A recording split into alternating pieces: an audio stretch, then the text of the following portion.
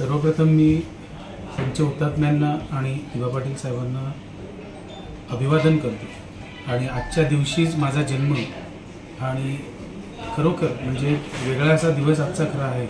आणि हे सगळेजण म्हणजे सर्व राजकीय पक्षातील सामाजिक क्षेत्रातील सगळेच नागरिक नेते मंडळी हे जासईला, दत्तुमला, पागोट्याला, चिरल्याला या सगळ्या ठिकाणी जात असतात आणि खरोखर आजच्या दिवशी माझा वाढदिवस आणि सगळीजण भेटायला येणं आणि खरोखर एक वेगळा दिवस आजच्या दिवसासाठी मला वाटते। कारण आजच्या दिवशी सामाजिक क्षेत्रात काम करत असताना, राजकीय क्षेत्रात काम करत असताना बरेच सामाजिक उपक्रम ह्या गेले 4-5 दिवस सातत्यानं आमचे कार्यकर्ते आणि माझे हितचिंतक घेत आहेत। त्याचाच भाग म्हणून महाआरोग्य शिबिर आम्ही जासई येथे माझी इच्छा होती दिवा पाटील साहेबांच्या जयंतीनिमित्तानं तिथे घ्यावी आणि खूप मोठं असं शिबिर जवळजवळ 67हून अधिक डॉक्टर्स तिथे होते आणि मला वाटतं खूप चांगला तो कार्यक्रम झाला।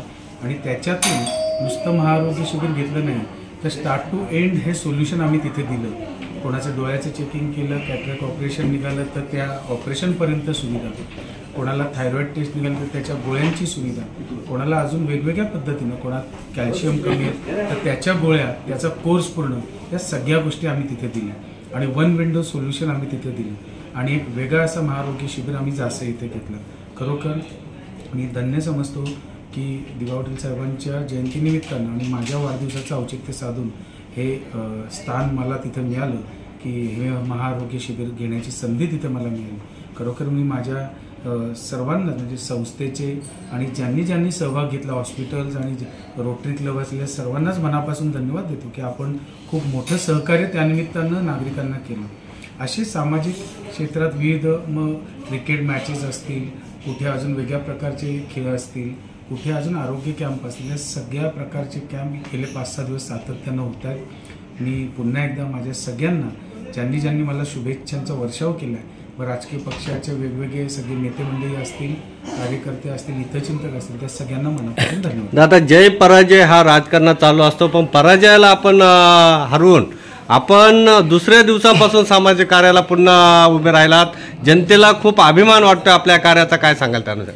मी नेहमी आजच नाही तर गेली अनेक वर्ष सातत्यानं मी जेव्हा क्रिकेटच्या मॅचना जातो, मग त्या आदिवासी बांधवांच्या असू दे, आपल्या मराठी समाजाच्या किंवा मुस्लिमच्या, सर्व धर्मियांच्या ज्या ठिकाणी मी जातो तिथे मी नेहमी सांगत असतो, तुम्ही माझी भाषणंही चेक करू शकता आणि ते आजची नाही, गेल्या 15-20 वर्षापासूनची चेक करा की हरल्यानंतर खचून जाऊ नये आणि जिंकल्यानंतर उन्मत्त होऊ नये। या म्हणीप्रमाणे आपण खेळ खेळायचे असतात, मग ते राजकीय असू देत, सामाजिक असू दे, सांस्कृतिक असू दे। कारण शेवटी आपण खेळ खेळतो कोणासाठी?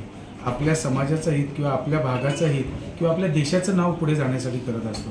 त्या हेतूनेच आपण करायचं आणि खरं तुम्हाला सांगतो की हार जीत ही चालत राहते, परंतु जर तुमची नागरिकांची किंवा समाजाशी बांधिलकी असेल तर आपण दुसऱ्या क्षणाला कामाला लागणं हेच योग्य असतं आणि ते आम्ही म्हणजे आम्हाला शिकवणच तशी आहे। त्याच्यामुळे मला वाटतं हार पराजय हे माझ्यासाठी किंवा हार जीत हे माझ्यासाठी काही महत्त्वाचं नाही।